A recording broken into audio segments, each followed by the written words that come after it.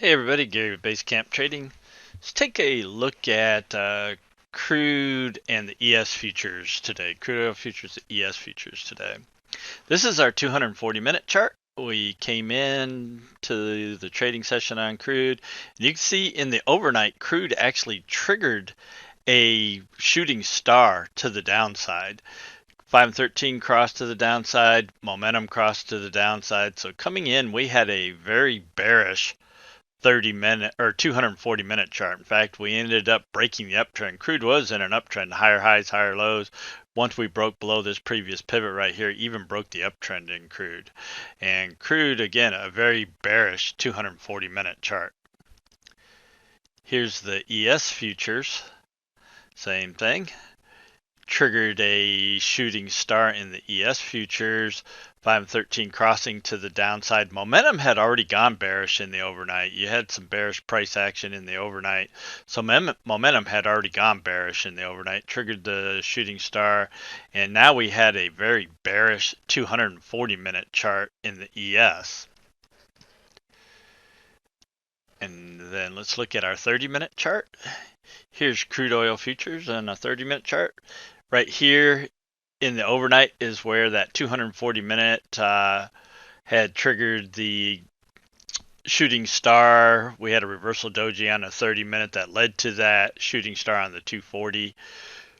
Came into the US session, you triggered a bear flag and we're pushing lower. And then off the pit open, came up, tested the 50, and then crude just headed lower.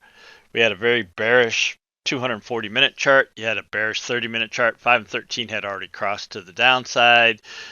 You had triggered a bearish inflection on that bear flag, pushed down, another bearish inflection off the crude pit open, and crude pushed down. We had a very bearish 30-minute chart, all the moving averages to the downside, momentum to the downside. So now we have a bearish 240-minute chart and a bearish 30-minute chart.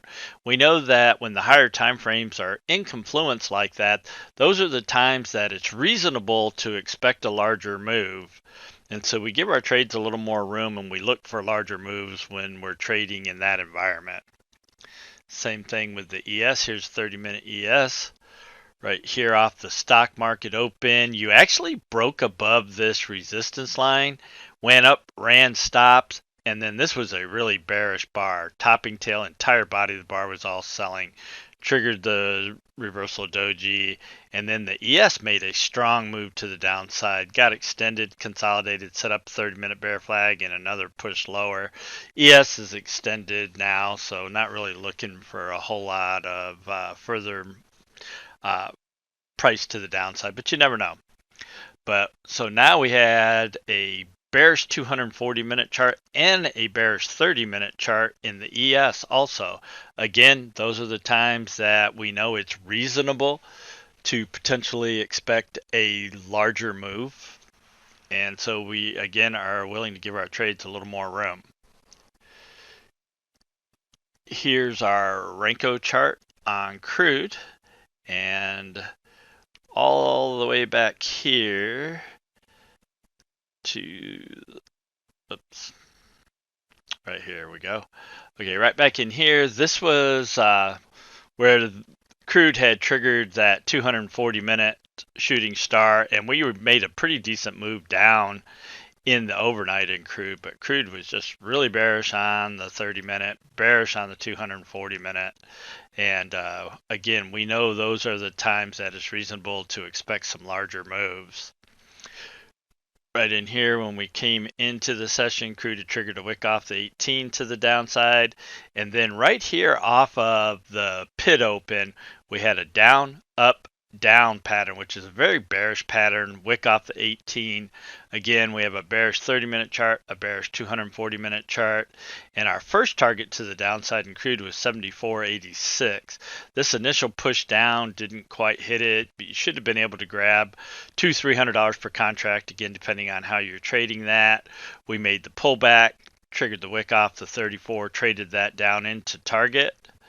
Made another pullback. Our next target to the downside was 74.36.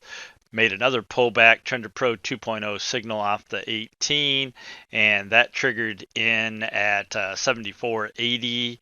Able to run that down into target, so you had potential to grab, $300-400 per contract on that trade down. That trade triggered in around 75.06. The first target was 74.86, so that was $200 on the target. Could have grabbed another 100, just depending on how you're trading it, but $200 or $300 on that move down. $300 or $400 on this move down, another $400 on this move down. Crude was getting extended, and we started kind of chopping sideways. And then we actually broke the downtrend right here. We broke above the cloud, made the pullback into the cloud, all of our moving averages to the upside, bullish momentum right here. And so we had a wick off the 18. That was good for a couple of $300 to the upside, depending on how you're trading that. And then crude went sideways again and started breaking lower. And we had several trades. Again, you had break of the cloud right here, pulled back into the cloud, moving averages, chances to grab one target, $100 on that one, pulled back into the 34, able to grab, you had the potential to grab $200 or $300 on that wick off the 34 here. And again, crude is bearish on the 240s, bearish on the 30s.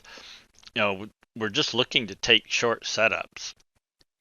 Started getting a little extended, kind of consolidated for a little while, triggered the trend reversal breakout. So you had a higher low, a higher high. We put in a pivot here. It's not a lower pivot low. Previous pivot low is back here. Put in a lower high, broke to a lower low. So you had trend reversal breakout to the downside. Again, that trade would have been good for $400 per contract, $300 or $400 per contract. Again, just depends on how you're trading, managing your trades. Made the pullback, set up the wick off the 50. Again, a nice strong move to the downside. Chances to grab $400 or $500 per contract on that move down. We started getting extended in here.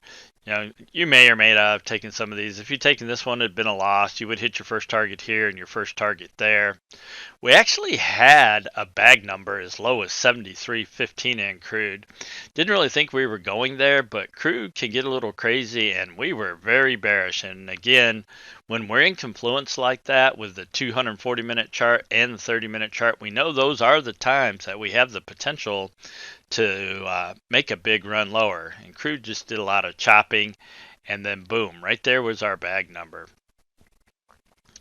Crude's very extended, due for a bounce now, but some real nice opportunities trading Confluence in both the ES and crude oil futures.